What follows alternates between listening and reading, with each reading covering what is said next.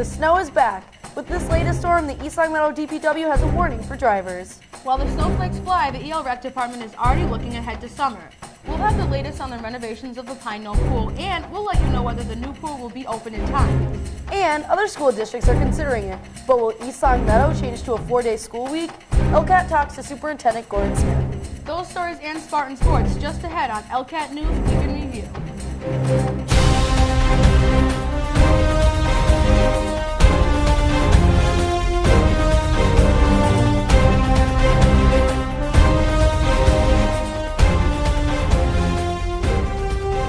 Good evening. I'm Yasmin Najib. And I'm Lexi Cohan. We begin tonight with this latest blast from Mother Nature. East Longmeadow's DPW trucks hit the roads before the first snowflakes hit the ground. And while drivers are getting fairly high marks for letting the plows do their work, the head of the Department of Public Works says there's always room for improvement. DPW Director John Collins says his staff works round the clock in order to keep the roads clear. This latest storm proved to be no exception. The group of people we have, the employees we have here, are second to none. They really are. They're the backbone. They're the ones that come in at 1 o'clock in the morning, work for 12, 14 hours, go home for 3 or 4, snows again, they're back. And they don't say no. It's and really that's where the success starts and probably ends. It really is an effort that's put forward by the employees. However, Collins asked drivers to keep in mind during every snowstorm to please let the plow drivers do their jobs. That means giving them extra space and extra patience. The first few storms, everybody still drives 40 miles an hour. It takes a little while, a couple of scares before people slow down. But generally, when we're plowing the streets, side streets, we have to back in and out of the main roads. People come up too close behind you and you can't see them in your rearview mirrors. They get right into a blind spot. And I don't know if the residents really know what we're trying to do. And they really need to just stay back a bit and see what we're doing while we're cleaning up the intersections. I guess that would be the biggest thing. Collins says plow drivers also appreciate it when people pay attention to the posted parking bans. Contact the DPW for any questions regarding parking bans or issues dealing with your particular street. Winter is here to stay for a while anyway, but the East Longmeadow Recreation Department already has its sights set on summer. During the last town meeting, voters approved additional funding for a new pool at Pine Knoll. Rec Director Colin Drury says a bid was accepted just last week. Drury brings us up to speed. It's been a fun year. We went from knowing a budget to having that budget not be correct to then getting the true, real budget to going to the town and getting their support at the October meeting. Once we got their support, which was great, we went out to bid. This is file video ELCAT shot last fall of the old pool.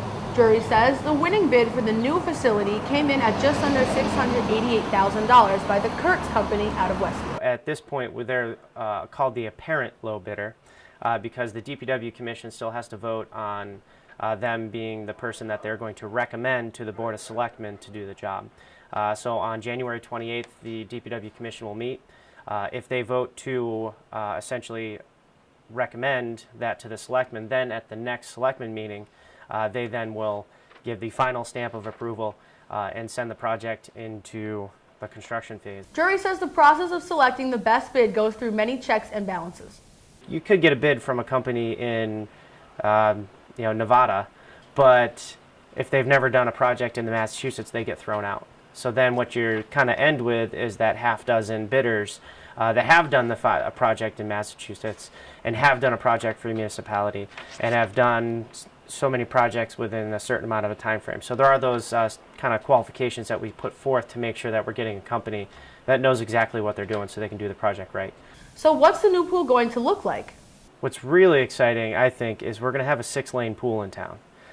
So our summer competitive swim team can actually have outdoor meets at a pool that has 6 lanes. Right now we have a 4-lane pool at the high school, and that can make meets kind of difficult. So the 6-lane is really, really nice. The pool itself is an L-shaped, and on the L side of the pool is a 0 entry, so it's ADA accessible.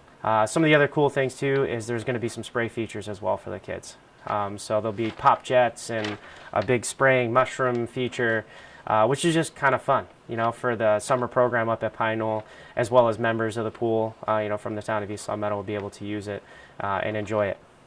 Once the bid is approved, weather depending, contractors could break ground in February. Collins says the new pool should be open for business this summer. State Senator Gail Canderas announced this week she will not run for another term. Instead, she is looking to become the next register of the Hampden County Probate and Family Court. Canderas made the announcement Tuesday. Canderas was first elected to the Senate after the retirement of longtime Senator Brian Lees, a Republican from East Longmeadow. Prior to that, she served for 10 years in the House of Representatives, representing Wilbraham, parts of Springfield, and East Longmeadow. Canderas is an attorney and is also familiar with the Hampden Probate and Family Court, having practiced family law there. So far, her only opponent is Suzanne Seguin. Seguin is a Westfield resident and has served as an interim register since Thomas P. Moriarty retired in June of 2012.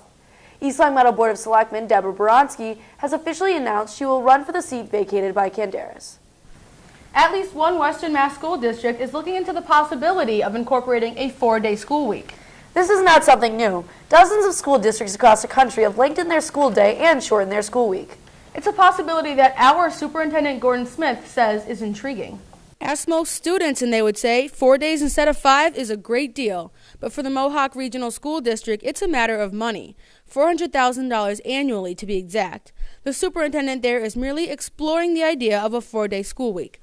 Here at East Longmeadow, Superintendent Gordon Smith says it's a creative idea, but challenging. It's a research study, so they're going to be looking into what the benefits and any possible challenges may be if they started to move toward a 4-day week. And as far as I understood the recent story around Mohawk Regional looking at this, is their biggest challenge is in a regional district, and many regional districts across the country face this type of situation. They have roughly 250 square miles that they have to cover transporting students to their schools in the regional district. 250 square miles, that's 5 times the size of Boston. Obviously, East Longmeadow does not face the same challenges.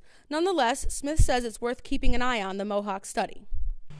It brings some interesting elements to the instructional day because the days would be longer. So would you be more on a model where the added part of the instructional day is more enrichment activity, or do you increase the length of each class, say on the secondary level? High school here has a block schedule, so we have pretty good time frames already for our different subject areas. So it'd be interesting to look at that. I'm actually excited to see what kind of results they get and read about that. It's an idea that may not sit well with some parents, for example, many of whom would be forced to find daycare. In what other ways would a 4-day school week impact East Longmeadow? You know, it's a hard question to answer until you actually do a study like Mohawk Regional is doing, and you get all the different vested parties involved in the discussion. So we'd be a long way away from answering a question like that. But I think these type of discussions, thinking outside the box, looking at models of instruction and delivering an educational program differently, I think they're going to be happening more frequently. Bottom line, is this something Smith and the East Longmeadow School District should consider? As these models get defined more, each system will have the opportunity to look at it and say, okay, is that right for this system at this time?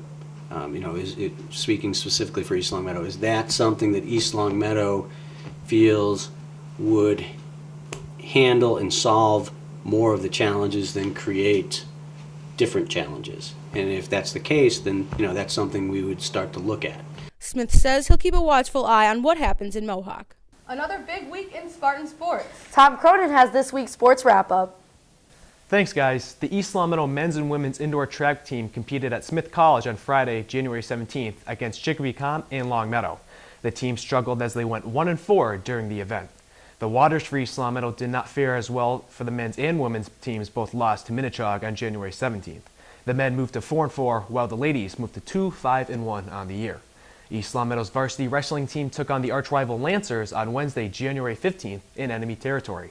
The Spartans came out victorious as they beat the Lancers 40-21 and have a record of 2-1 on the year. Junior Connor Humphreys is coming up on his 100th win milestone. The ice has fared well for the Spartans as their varsity hockey team has won their last 2 matches. First on Thursday, January 16th against Ludlow in a blowout 9-1, and 2 days later on the 18th against the Tigers of South Hadley 4-1. East Longmeadow is now 3-4-2 this year. Going to the court now, the Lady Spartans beat the Amherst Hurricanes in a complete blowout at home, 59-32. The Lady Spartans moved to 4-5 on the year and are 6 more wins away from a playoff berth. As for the boys basketball team, the team beat SciTech at home 70-60 on January 16th, and on Monday night, January 20th, they beat West Springfield on the road 61-58 to get back to 5-5 on the year. Matt Domenico and I were courtside for both games and have a wrap-up for you. Matt, can you kind of wrap this game up for our viewers? Well, start out in the first quarter. Spartans came out with full court pressure, and they forced 5 turnovers in the first 2 minutes of play. That's outstanding full court pressure. Second and third quarters, the offense just clicked. 59 total points, outscoring Amherst 59-32. Overall, outstanding performance from the Spartans tonight, and every single player played tonight and scored. Can you talk about the presence of Gabby Haywood for the Spartans tonight? Yeah, right. She actually won the Pizza Shop Offensive Player of the Game. She scored 15 points tonight, and she was very impressive down low, scoring and posting up on the defender very well. So, impressive performance from Gabby Haywood. And the 2 juniors, Meg Lindsay and Sophia Capua, had a big role down low for East Long Meadow in tonight's ball game as well. Yeah, no doubt about it. Sophia Capua actually winning the Defensive Player of the Game, and she had 4 blocks tonight. So, outstanding performance by Sophia Capua as well. All right, let's also recap the boys' game, which happened last night. They beat Cathedral 70-60, and Matt SciTech, excuse me. They beat SciTech 70-60. Luis Rodriguez had 34 points off the game against Cathedral. He scored his 1,000th point. Right. The boys' team, as well as the girls' team, right around that 500 mark. Yeah, exactly. Earlier this week, Luis Rodriguez scored his 1,000th point against Cathedral. I believe it was Tuesday. Yes. And now he's well past that mark, and the boys' team has really stepped it up over the past week and expected to carry on into next week and the rest of the season. That's a wrap on this week's Spartan Athletics. Back to you guys, Lexi and Yaz. One more sports note to follow up on. If you have a child that wants to play a spring sport in town, believe it or not, spring sign-ups are well underway. The spring sports flyer from the Recreation Department has a new look. Rec Director Colin Drury says the new flyer went out in the latest reminder. If you missed it, you can always check it out online. However, Drury also warns parents to act fast. We put it online, we put it on Facebook, we put it up on Twitter. I mean, we do the whole thing trying to get it out to our families because our deadlines are very, very tight this year because the lacrosse leagues and baseball and soccer leagues have set deadlines that if people aren't signed up by then it's kind of tough luck. This season, you can also sign up and pay online without a fee. We have a brand new online system, so they can make their own account, sign up at home. We now take credit cards in the office, so we're trying to make everything as easy as we can for families. So we did have an online system before, and it was being utilized about 8%. But right now, we're doing the numbers last week, and so far for this spring season, we're at 78%, which is a pretty big jump. So they can just put in almost any credit card except for American Express and sign their kid up for sports in probably about 10 minutes. But families should know that they have to create their new account if they haven't. Even if they had one in the old system, you got to make a new one. So if they haven't made a new one as of this October, then just jump online. It's just like creating an Amazon account, and it's just there's a cart that you sign out with. So it's pretty easy. Drury says spring sports usually fill up fast, so register as soon as possible. That will do it for us tonight. Thank you for watching ELCAT News Week in Review. I'm Alexi Cohen. And I'm Yasmina Jibi. Good night.